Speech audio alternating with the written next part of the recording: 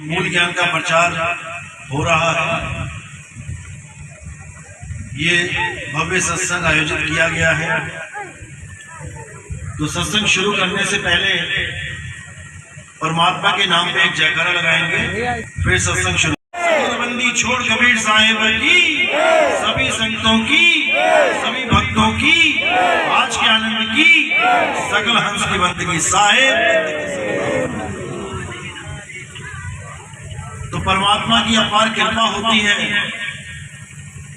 जब किसी गांव में, किसी शहर में इस मूल ज्ञान का प्रचार होता है, क्योंकि बहुत बड़े भाग होते हैं उन जीवों के जो इस मूल ज्ञान को सुन पाते हैं, और उससे भी ज्यादा बड़े भाग होते हैं उन जीवों के जो इस ज्ञान को समझ पाते हैं। क्योंकि सुनना अलग चीज है और समझना अलग चीज है। सुन तो सारे ही सुन के चले जाएंगे अपने अपने घर, लेकिन यहाँ से कुछ लेके वो जाएगा जो परमदास। ज्ञान तो समझाना सबको, ग्रंथों में लिख भी देना, लेकिन मूल ज्ञान मत लिखना।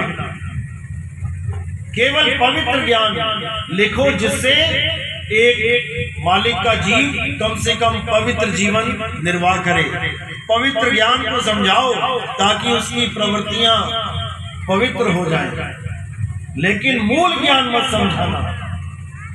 जिसको समझाना गुप्त तरीके से समझाना, उसको खुला नहीं करना, क्योंकि वो खुला तब किया जाएगा जब उसका सही समय आएगा। तो साहिब कहते हैं, धर्मदास मेरी लाख दुहाई, ये मूल ज्ञान बाहर ना जाई। पवित्र ज्ञान तुम जग में भाखो और मूल ज्ञान गुप्त कर राखो। मूल ज्ञान बाहर जो पढ़ी, पिछली पीढ़ी हंस न तरही। अगर ये मूल ज्ञान तुमने पहले खोल दिया तो घर घर में, गली गली में गुरु बन के बैठ जाएंगे, और इस मूल ज्ञान को हालांकि उनके पास अनुभूति नहीं होगी, लेकिन बोल बोल के जीवों को भरमा देंगे कि हम भी सतगुरु हैं। इसलिए इस ज्ञान को बिल्कुल छुपा के रखना। जब सही समय आएगा तब अपने आप ही ये ज्ञान पूरे विश्व में प्रकट होगा। गांव गांव, गली गली, शहर शहर में यही ज्ञान चलेगा, और इसी को आत्म ज्ञान, मूल ज्ञान कहते हैं। तो साहिब ने बिल्कुल स्पष्ट बताया कि कब तक छुपाना इसे। मूल ज्ञान तब लग छुपाई जब लग द्वादश पंथ न मिट जाई।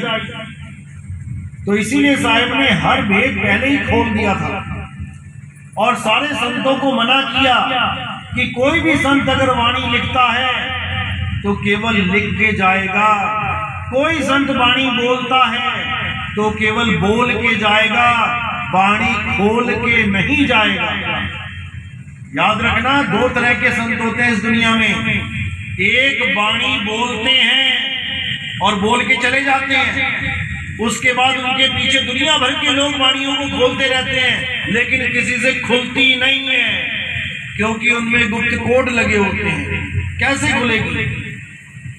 और एक होते हैं जो वाणी को खोलते हैं, जो हर वाणी के गुप्त कोड को खोल के रख देते हैं, सारी वाणी का दूध, पानी का पानी कर देते हैं। थोथा ज्ञान उड़ा देते हैं और सार सार लखा देते हैं। बाकी जितने भी आते हैं काल के दूत, ये थोथा पकड़ा देते हैं और सत्य का इनको पता ही नहीं होता। सार लखाएंगे क्या ये? अब थोथा क्या है इसको समझना पड़ेगा। कबीर साहब कहते हैं, सतगुरु ऐसा चाहिए जैसा सूप सुहाए, और सार सार तो गही रहे, थोथा दे उड़ाए। अब इन्हीं लोगों से पूछो कि थोथा है क्या? होता क्या है थोथा जिसको हमने उड़ा देना है? क्या है थोथा? तो साहिब अपनी एक ही वाणी में पूरे थोथे ज्ञान को इकट्ठा कर रहे हैं। जैसे हम सारे घर का वो सामान जो हमने कभी यूज ही ना करना हो, कहाँ रख देते हैं?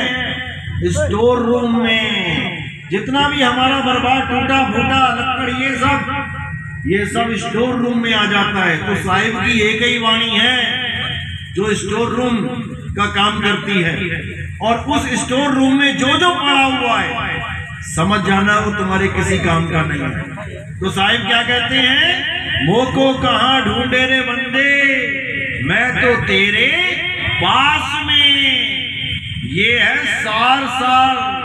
अब थोथा क्या है, ना मंदिर में, ना मस्जिद में, ना काबे कैलाश में, ना मैं जप में, ना मैं तप में, ना मैं व्रत उपवास में, अरे नहीं प्राण में, नहीं पिंड में, ना ब्रह्मांड आकाश में।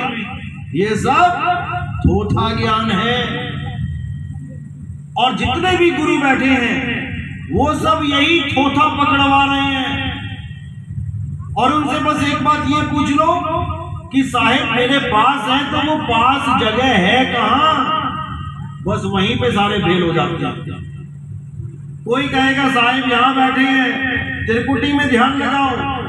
कोई कहेगा साहिब यहां नाक के ऊपर बैठे हैं, नाक पे ध्यान लगाओ। कोई कहेगा श्वासों में साहिब बैठे हैं, श्वासों में ध्यान लगाओ। कोई नाभि में, कोई हृदय में, कोई कंठ में, सारे के सारे इसी पिंड में ध्यान लगवा देते हैं। तो साहिब कहते हैं नहीं प्राण में, नहीं पिंड में। कहां ढूंढ रहे हो, नहीं मिलेगा। क्यों नहीं मिलेगा, क्योंकि वस्तु कहीं और ढूंढे कहीं, कैसे लागे हाथ। और गुप्त वस्तु तब मिले, भेदी लीजे साथ, भेदी लीना साथ में, दीनी वस्तु लखाए। और कोटि जन्म का पंथ था, करोड़ों जन्म लग जाते वहां तक पहुंचने में, लेकिन कोटि जन्म का पंथ था, पल में पहुंचा जाए। पल में पहुंचा जाए मतलब ये नहीं एक पल में तुम्हें परमात्मा मिल जाएगा। पल में पहुंचा जाएगा मतलब वो सूरत तुम्हारी वहां जाना शुरू कर देगी जहां करोड़ों जन्म तक नहीं जा पाती, क्योंकि तुमने निशाना ही कहीं और लगा रखा था। अब पूरब की तरह निशाना मारोगे पूरब की तरफ, तो पश्चिम में थोड़ी नहीं लगेगा। सारी उम्र मारते रहो पूरब में, 50 लाखों करोड़ों जन्म मारते रहो।